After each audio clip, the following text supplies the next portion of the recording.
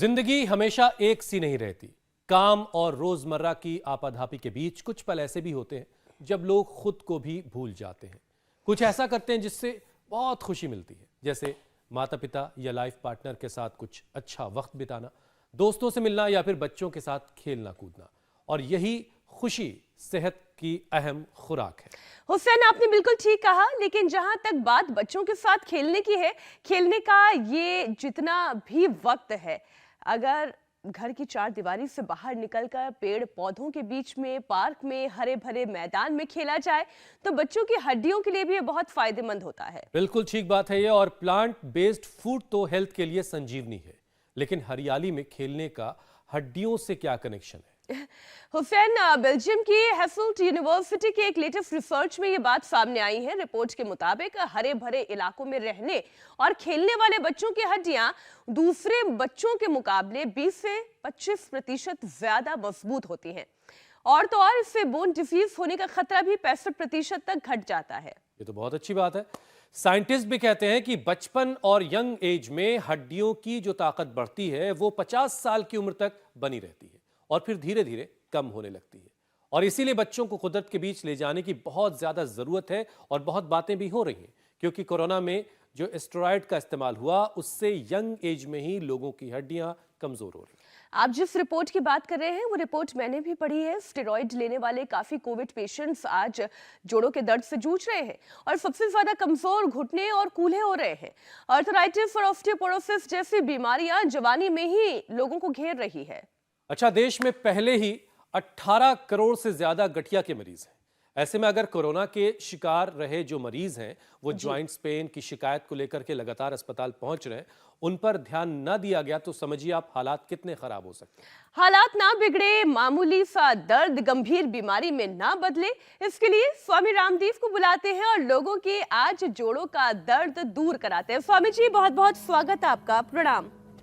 स्वामी जी प्रणाम। बहुत बहुत प्रणाम आपको भी मीनाक्षी जी, हुसैन भाई आपको भी। और देखो, सुबह सुबह एक तो हम लोगों को दौड़ाते हैं कि सुबह सुबह उठिए और दौड़ लगाइए। देखो, हम दौड़ते हुए कल यहाँ से 9 बजे निकले और वापस 4:30 बजे पहुँच गए। फिर इंडिया टीवी पर हाजिर, लंबे लंबे श्वासों के साथ सामने सुंदर सूर्य उदय हो रहा है पेड़ों के बीच में। यहाँ ऊपर देखते हैं तो आंवला है और चारों तरफ हरियाली है जो आप बात कर रहे थे। और जहाँ हरियाली है वहाँ सब प्रकार की खुशहाली भी है। एक तो ये और एक ये 2 अभ्यास तो सबको रोज करने, इसलिए हम रोज करवा देते हैं। और जो रोज वैसे भी एक ये बैठक और एक दंड, कम से कम ये, और दोनों साथ साथ लग जाते हैं। जब कोई ऐसे लगाता है तो ऐसे, दंड बैठक दोनों ही लग जाते हैं ऐसे। और यदि कोई सूर्य नमस्कार करता है तो और ज्यादा हड्डियां मजबूत हो जाती हैं। आपने कहा बचपन में हड्डियां मजबूत हो जाएं तो 55 तक तो अच्छे से काम आती है। और इसको मैंने आजमाया है। हमने बचपन में बाजरे की रोटी, दूध, दही खाया है और उससे अपने शरीर को वज्र जैसा बनाया है। हमारी हड्डियां एकदम मजबूत है, न कोई कार्टिलेज की प्रॉब्लम है न कोई हड्डियों की। आपने सच कहा कि जो बहुत ज्यादा स्टीरॉयड लेते हैं, overdose of medicines, Swami ji मैं ये कह रहा हूँ जिसमें कैल्शियम होता है ऐसा फूड तो लेते नहीं जी मेरे भाई। स्वामी जी देखिए, आपको ना सर्दी लगती है तो जाहिर है कि आपका मामला बिल्कुल अलग है, लेकिन इस वक्त पहाड़ों पर बर्फबारी हो रही है और मैदानी इलाकों में ठंड जाने के बजाय उल्टा बढ़ गई है। तो ऐसे में योगाभ्यास तो आपने शुरुआत करा ही दी, लेकिन जो लोग ऑलरेडी आर्थराइटिस के मरीज हैं वो तो दर्द और तकलीफ में जिंदगी बसर कर रहे हैं। ऐसे में वो अभ्यास कैसे कर पाएंगे? एक सवाल तो ये भी है। और दर्द को कहीं अभ्यास ऐसे में बढ़ाता तो नहीं है, तो क्या एहतियात बरता जाए? तो देखो, जिनको आर्थराइटिस है ना, वो ज़्यादा ऐसा ना भी कर पाए जो हम रोज करवाते हैं पावर योगा का सेशन, वो इतना ना कर पाए तो कोई बात नहीं, वो इतना तो कर पाएंगे। यहाँ से इतना तो करें, ये भुजंगासन तो करें, ऐसे ऐसे मेरे साथ भी तो यहाँ बड़े बुजुर्ग हैं। चलो सब उल्टे लेटो, भुजंगासन करो, सर्दी भी भाग जाएगी, शक्ति गर्मी ऊर्जा जाग जाएगी। और हर एज ग्रुप में बच्चों से लेकर के बुजुर्गों तक ये हड्डियों की प्रॉब्लम हो रही है। इसके लिए हड्डियों के लिए जो न्यूट्रिशियस फूड है वो क्या है? Vitamin D, B12, calcium, iron, protein, इसकी डेफिशिएंसी नहीं होनी चाहिए। इसके लिए दूध, दही, छाछ, दालें आदि बचपन में अच्छे से खानी चाहिए और खूब खेलना कूदना चाहिए, दौड़ना चाहिए, हरियाली के बीच रहना चाहिए। जहाँ हरियाली होगी वहाँ की जमीन में उर्वरकता पूरी होगी और वहाँ पर जो पेड़ पौधे, वनस्पतियाँ, शाक सब्जियाँ, उससे शरीर को पूरा पोषण मिलेगा। और स्वामी जी इसी से जुड़ी एक रिपोर्ट आई है, आयरन आदि की डेफिशिएंसी नहीं रहेगी। इसी से जुड़ी स्वामी जी एक रिपोर्ट आई है और ये भी राज खुला कि आखिर आपने इतनी हरी भरी दुनिया के बीच आखिर योग की दुनिया क्यों बसाई है। एक रिपोर्ट आई स्वामी जी जिसमें यह कहा गया कि हरे भरे मैदानों में पेड़ पौधों के बीच जो बच्चे खेलते हैं उनकी हड्डियां बड़ी मजबूत होती हैं, उनके मुकाबले जो घरों में कैद हैं, कंक्रीट के घर में कैद रह करके बच्चे रहते हैं, उनके मुकाबले 20 से 25% ज़्यादा हड्डियां उन बच्चों की मजबूत हैं जो बाहर जाकर खेल रहे हैं, आउटडोर गेम्स में हिस्सा ले रहे हैं। और उनमें हड्डियों के रोग होने का खतरा जो घरों में है उनके मुकाबले 65% घट जाता है। तो स्वामी जी ये राज जो है अब जो स्टडीज में सामने आ रहा है, ये तो पहले ही आपको पता था।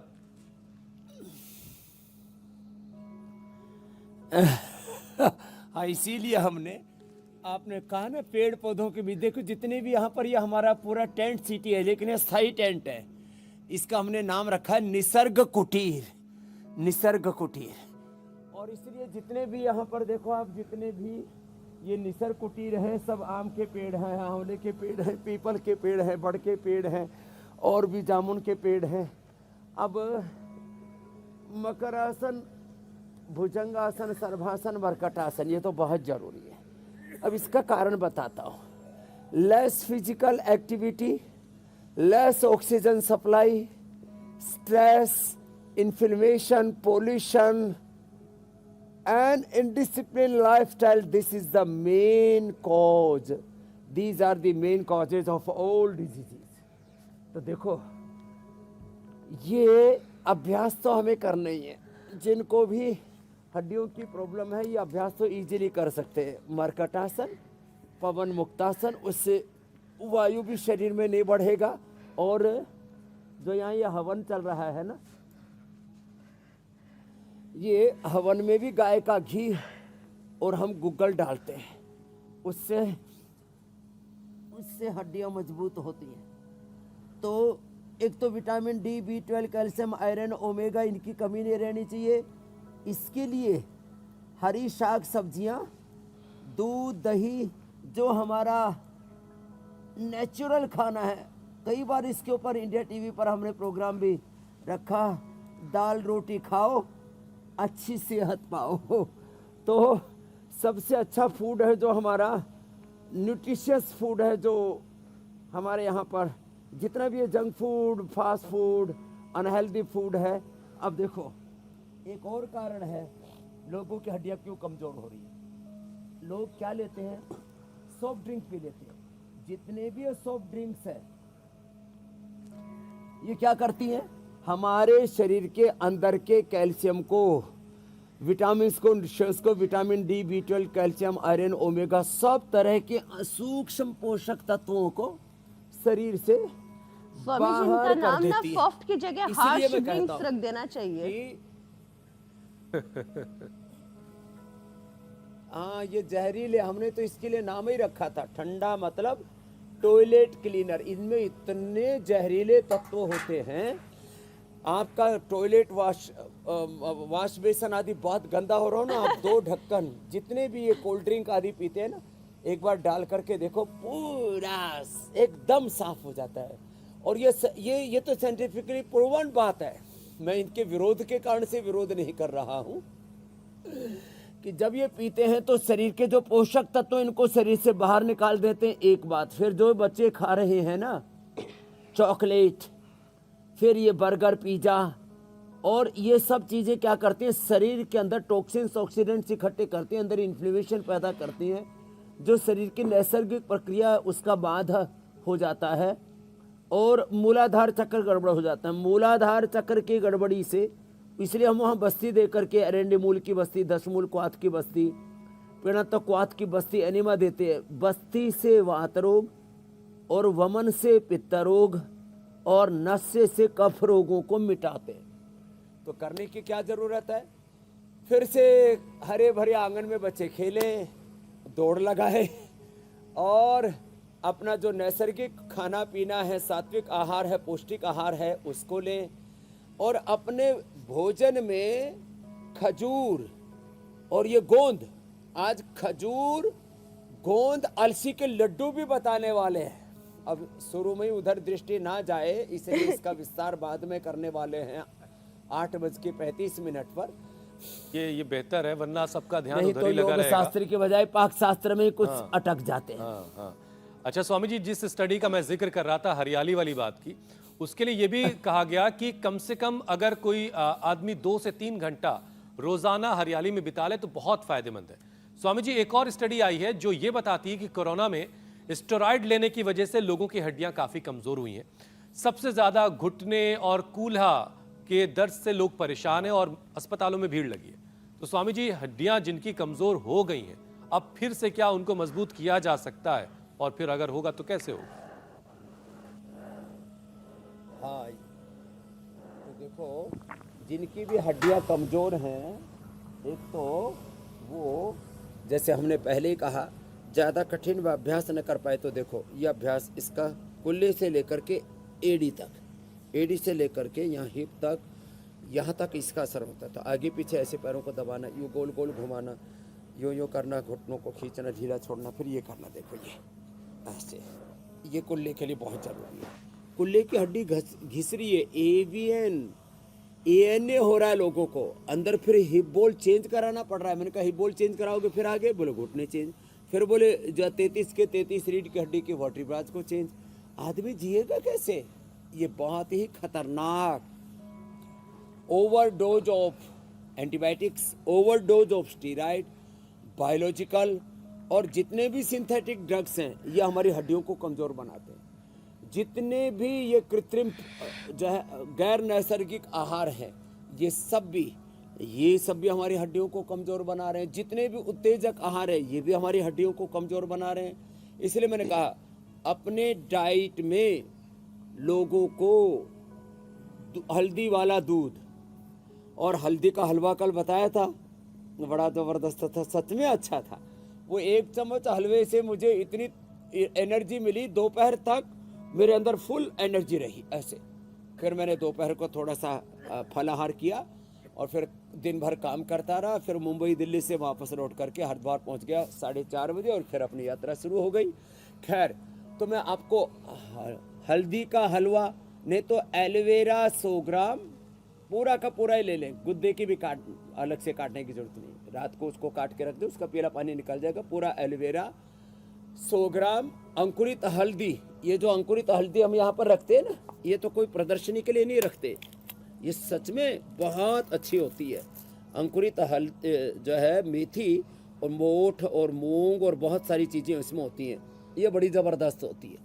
और फिर इसमें 10 से 20 ग्राम कच्ची हल्दी, उसको अच्छे से पहले भून लें, फिर एलोवेरा उसमें छौंक लें, और ये अंकुरित मेथी, इतनी बढ़िया इसकी सब्जी बनती है। थोड़ा सा सेंधा नमक मिला दिया और ये जो सूक्ष्म व्यायाम कर रहे हैं ये सब कर लें, हड्डियाँ इतनी मजबूत हो जाती है। तो बाजरे की रोटी, रागी जवार की रोटी ये खाएं, मकई की रोटी खाएं। मकई की रोटी खाने से विटामिन बी कॉम्प्लेक्स, B12 की कमी नहीं होगी, और विटामिन डी, B12 और बाद में जो आयरन है, प्रोटीन है, कैल्शियम है, ये रागी जवार बाजरा से पूर्ति हो जाएगी। थोड़ा चौलाई भी कभी कभी। चलिए, ये तो स्वामी जी अच्छी बात है। इसलिए जो मिलेट्स का सेवन है ना, बड़ा जरूरी है।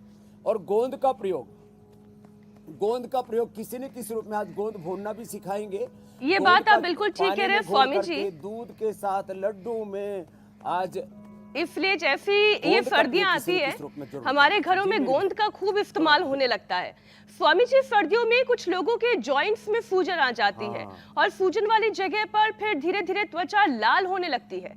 चलना फिरना भी मुश्किल हो जाता है। ऐसे में स्वेलिंग कम करने का तरीका क्या हो सकता है और इस कंडीशन में क्या योगाभ्यास करना चाहिए या नहीं करना चाहिए? देखो, एक तो दिसंबर, जनवरी, फरवरी में जो गूंद खाते हैं, 2-3 महीने खाया हुआ गूंद 9 महीने तक काम आता है। ऐसे ही गाजर, जो उसका जूस पी लेते हैं, गाजर और उसमें थोड़ा आंवला डाल के जूस पी लीजिए, विटामिन ए साल भर के लिए बॉडी रिजर्व कर लेता है। बचपन में खाया हुआ गोंद का लड्डू, गोंद के लड्डू हमने हमारी माँ ने खिलाए हमको।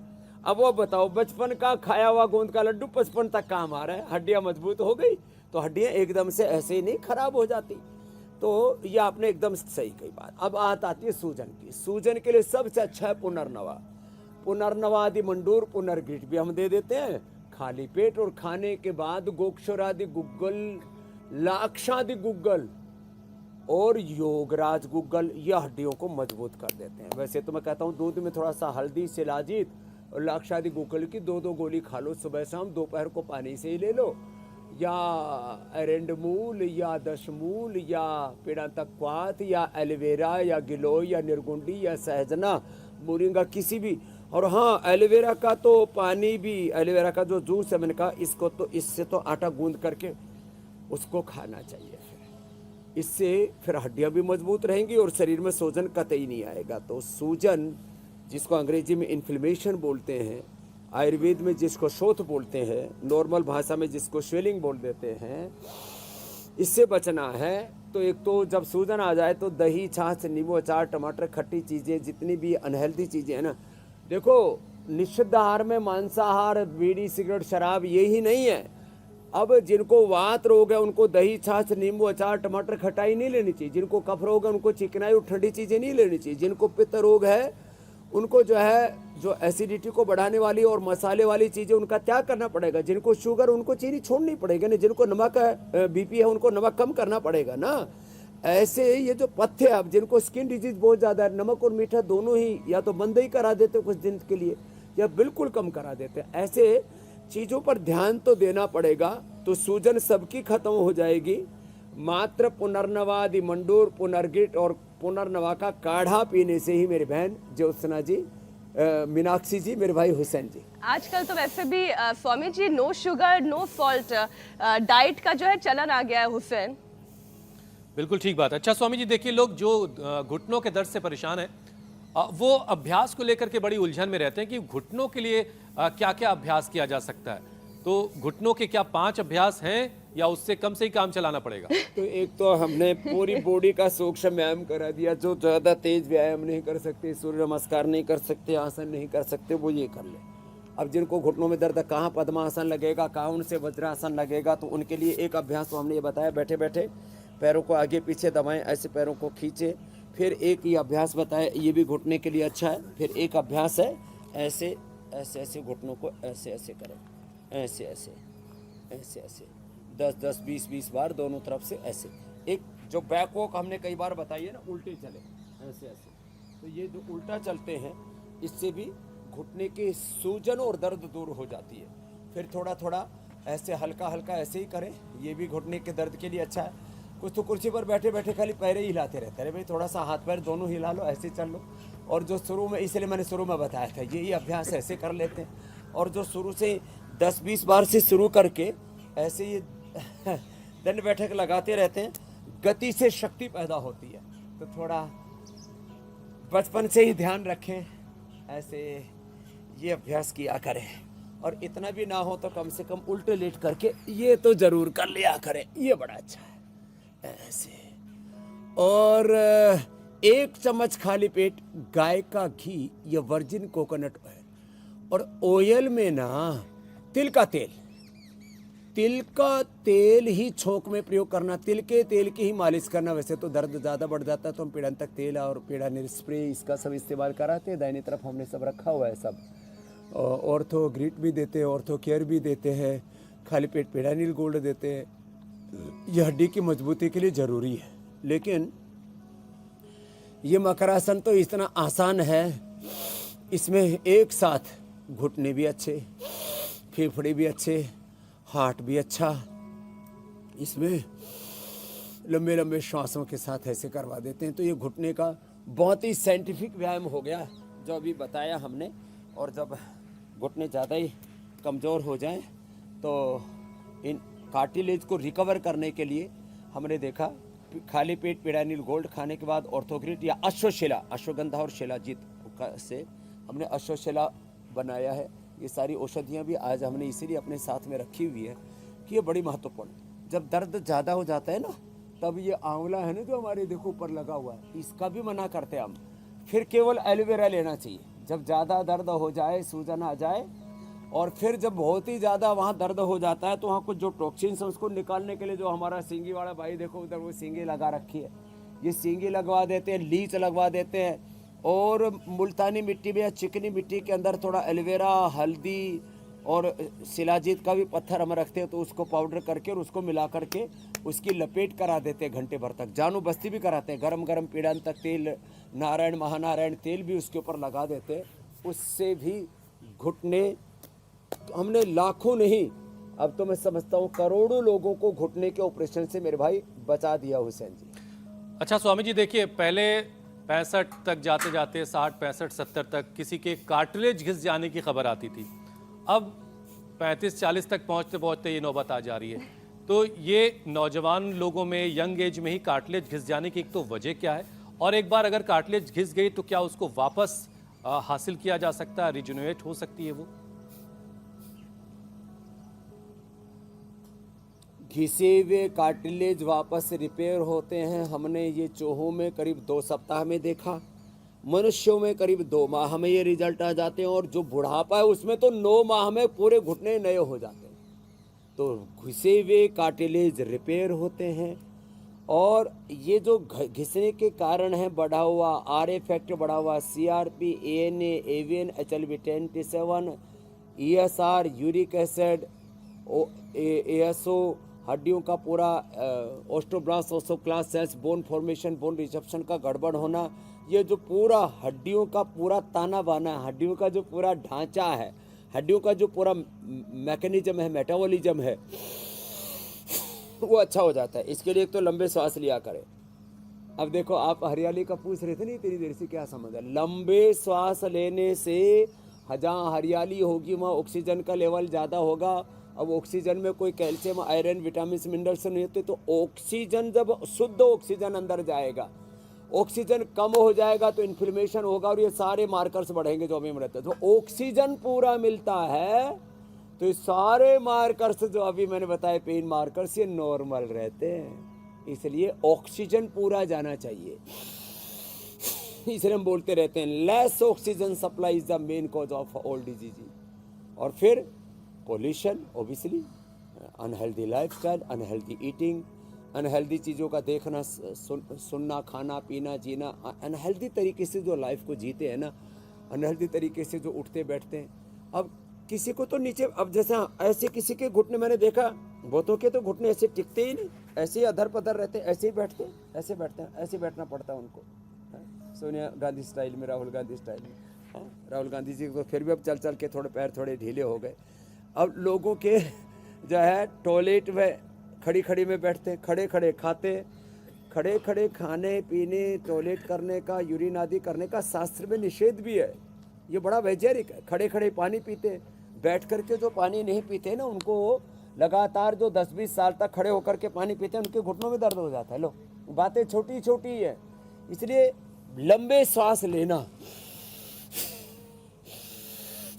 अभी मैं बोल रहा था गूगल, ये गूगल, और इसमें जो वातनाशक द्रव्य है उनसे हम आहुति डालते हैं। गाय का घी, गूगल गाय का घी, इससे आहुति डालते हैं। इससे ये जो गूगल और गाय का घी है, जो मैं कह रहा था, गाय का घी या वर्जिन कोकोनट ऑयल या तिल का तेल 1 चम्मच सुबह खाना चाहिए। इससे हड्डियाँ, कार्टिलेज मजबूत रहेंगे और हड्डियों पर चमक भी पूरी रहेगी, दमक, ठसक पूरी रहेगी जिंदगी में। तो प्राणायाम बहुत जरूरी है। इसलिए जो अधिक नहीं कर पाते योगाभ्यास, उनको हम कहते हैं आप सूक्ष्म व्यायाम। हाथों में पैरों में बहुत ज़्यादा दर्द है, अर्थराइटिस भी हो गया है, हाथ ऐसे करके या ऐसी,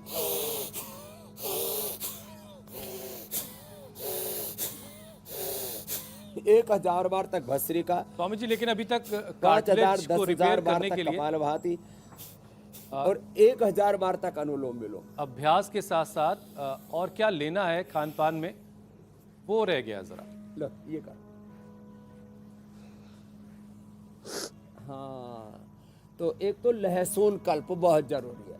अब जो मोटे लोग होते हैं उनके भी घुटने में कार्टिलेज बहुत जल्दी खिंचते हैं, तो वो भी कम से कम 2 अभ्यास 3 अभ्यास तो लेट के बताते हैं। और ये 2 अभ्यास, एक तो ये स्थित कोणासन और एक ही चक्की आसन, ये 2 अभ्यास बैठ करके, क्योंकि घुटनों के ऊपर ओवरलोड आता है। अब एक गाड़ी है 10 टन की पास है, 20 टन वजन भर रखा है, तो टायर तो घिसेंगे और फटेंगे। तो हमारे भी गाड़ी का जितना लोड होना चाहिए उससे ओवरलोड कर रखा हमने इस शरीर रूपी। आत्मानम रथिनम विद्धि शरीरम रथमेव तो बुद्धिम तो सार्थम विद्धि मनाह प्रग्रह में चाहे। तो वजन भी ज़्यादा ढोए नहीं। हाँ, कुछ पहले खाते हैं, फिर भर के रखते हैं, फिर ढोते रहते हैं, और उसका जो एक्स्ट्रा प्रेशर घुटनों पर आता है, कमर पर आता है, फिर वो दुखने लगते हैं। फिर देखो, तो ये 3 अभ्यास तो लेट करके, 2 अभ्यास बैठ करके। लहसुन को गाय के घी में भून ले, उसकी दुर्गंध, उसकी तामसिकता, उसकी तीक्ष्णता खत्म हो जाती है। और 5 से लेकर के पहले दिन 3 से 5, फिर 2-2 कली बढ़ाते चले, ऐसे 10, 15, 20, 25 कली तक मैंने लोगों को लहसुन खिलाया है। ये लहसुन कल्प खाली पेट खाया, और ऊपर से फिर थोड़ी देर बाद आधा 1 घंटे बाद नाश्ता कर लें, तो उससे लहसुन कल्प से लोगों के घुटने के दर्द में अप्रतिम लाभ होता है। और ये कोलेस्ट्रॉल के लिए भी बहुत अच्छा है, या हार्ट के लिए भी, लो इम्यूनिटी के लिए भी। और क्योंकि उसको गाय के घी में हल्का सेकते हैं, थोड़ा ब्राउनिश हो जाता है, तो खा लेते हैं। और ये अस्थमा वाले रोगियों के लिए भी बड़ा ज़बरदस्त होता है लहसुन कल्प। वो किया करें खाने पीने में, मैंने कहा गाय के घी या तिल के तेल का ही इस्तेमाल करें। दही छाछ नींबू अचार टमाटर ना लें। बादी की चीज़ों में फिर जो है ये छोले हैं, छोले भटूरे हैं, फिर उड़द की दाल है और चने की दाल है, ये सब भी वायु करती है, इसलिए मूंग की दाल ही उनको इस्तेमाल करनी चाहिए, या मिक्स दाल का थोड़ा इस्तेमाल कर सकते हैं। ऐसे छोटी छोटी चीज़ों का ध्यान रखें। खाने के 1 घंटे बाद ही पानी पियो, और 2 बार ही खाना खाएं तो बेस्ट है। सुबह 8 से 10 के बीच में, और शाम को 5 से 7 के बीच में। दिन में बहुत ज़्यादा भूख लगती है तो थोड़ा कोई फल खा सकते हैं। फलों में भी पपीता अच्छा है, पपीता है, अनार है, सेब है। ज़्यादा खट्टे फल नहीं खाने चाहिए। अब वजन घटाने के चक्कर में कई बार लोग अनानास बहुत ज़्यादा खा लेते हैं, बहुत ज़्यादा आंवला आदि का और खट्टी चीज़ों का इस्तेमाल करते हैं, वजन तो कम हो जाता है लेकिन अर्थराइटिस बढ़ जाता है। इसलिए छोटी छोटी बातों का ध्यान रखेंगे तो निश्चित रूप से बहुत सारी परेशानियों दर्द से भी नहीं होगा और बच जो जाए। है बच जाएगी। स्वामी जी, यूरिक एसिड भी बहुत गड़बड़ कर रहा है बहुत सारे लोगों को, और ये भी गठिए की एक बड़ी वजह है।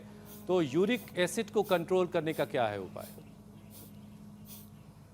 और कई बार तो रिपोर्ट्स में नॉर्मल आता है लेकिन परेशान कर रहा होता है। सबसे बेस्ट है गोखरू का प्रयोग।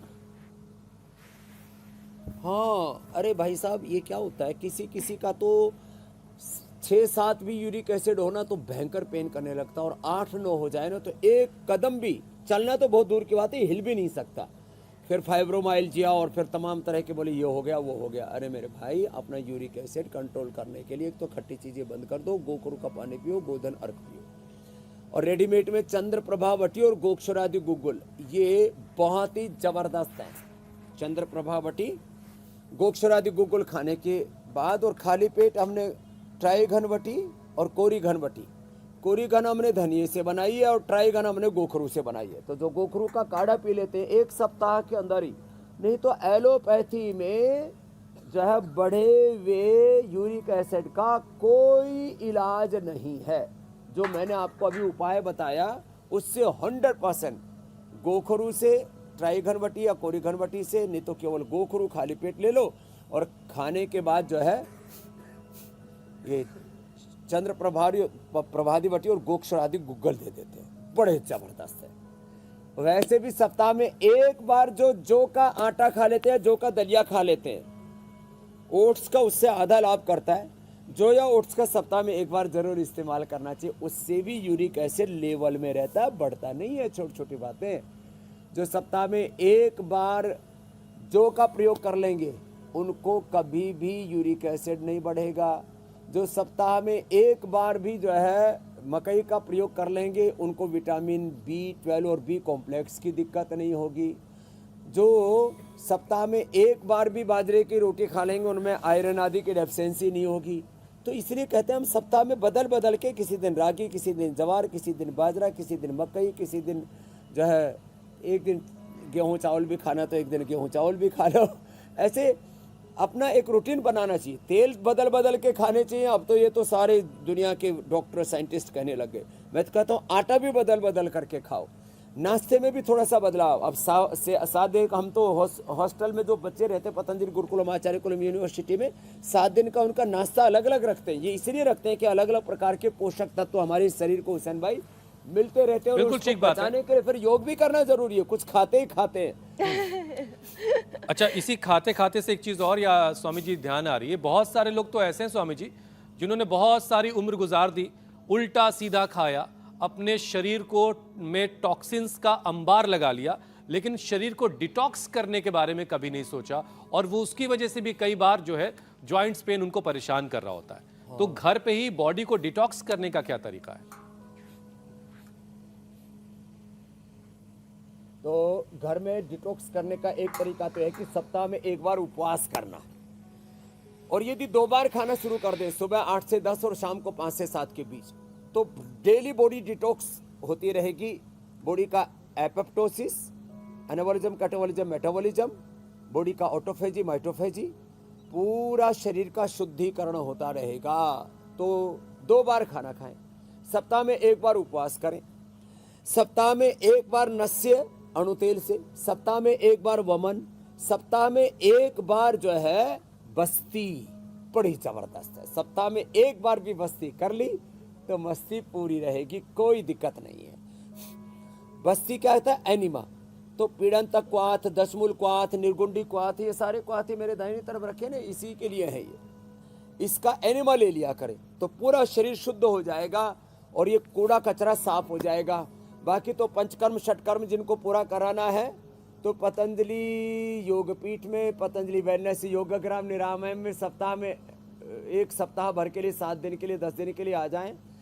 और खाली ये खाने पीने का नहीं, विचारों का, दुर्विचारों का, दुर्भावनाओं का, दुर्गुणों का, दोषों का कचरा, फिर रेडिएशन, फिर पोल्यूशन, फिर पेस्टिसाइड्स, फर्टिलाइजर्स, इंसेक्टिसाइड्स, कई तरह की गंदगी हमारे तन में, मन में जमा होती रहती है। हमारा शरीर, हमारी इंद्रियां, हमारा मन, चित्त, चेतना, आत्मा और जन्म जन्मांतरों का कर्माशय संस्कारों का ऐसा पूरा ताना बाना है, ये सारा उलट पुलट कर देता है। तो अभी आप बोल रहे थे ना उल्टा सीधा खाते रहते हैं, सीधा भी थोड़ा बहुत खाते हैं, तो उल्टा पुल्टा तो उल्टा पुल्टा, उल्टा सीधा भी नहीं, अगड़म उल्टा बगड़म। पुलट, उलट पुलट चल रही है। तो ये उलट पुलट इसको ठीक करना। स्वामी जी, अब अड़गम सर्दियों बड़गम का सब, मौसम है, ये सब बिगड़ गया मामला।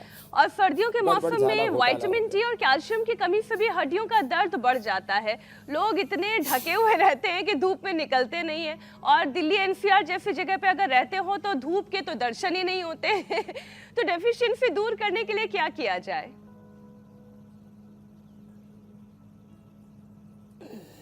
तो देखो, हमारे यहाँ तो सूरज निकला हुआ है, तो हम तो ऐसे ही सर्दी में भी थोड़ी देर 9-10 बजे या दोपहर को एक बार धूप में बैठ जाते हैं और अपना काम भी करते रहते हैं।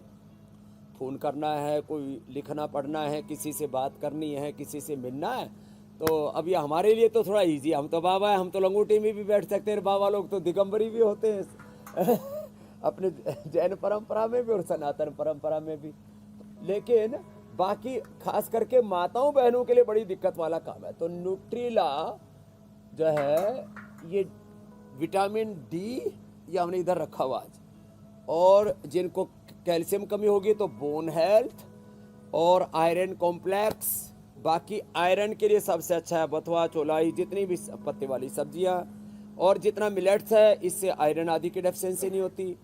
और जैसे मैंने कहा मोरिंगा, ये जो है विटामिन B12, और जो है मकई खाते हैं सर्दियों में, उससे फिर B12 की डेफिशिएंसी नहीं होती।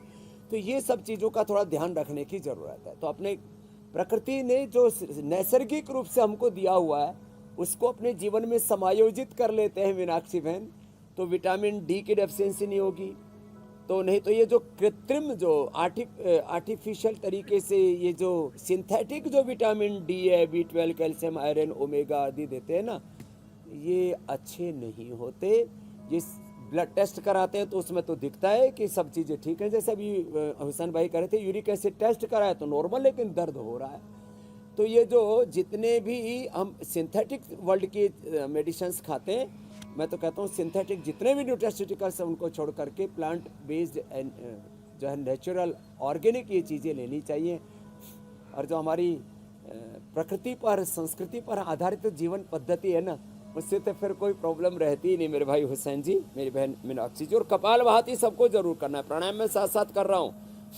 कुछ लोग तो हमारे साथ सुबह भस्त्रिका, कपालभाति, अनुलोम विलोम, बाह्य प्राणायाम, उज्जाई कर लेते हैं और उसी से ही 99% बीमारियों को उन्होंने मिटा लिया है। अच्छा स्वामी जी, देखिए कई बार कुछ केसेस ऐसे देखे जाते हैं जहां प्रेगनेंसी के बाद आर्थराइटिस हो गया, तो ऐसा होता क्यों है और ये नौबत ना आए इसके लिए क्या उपाय करें?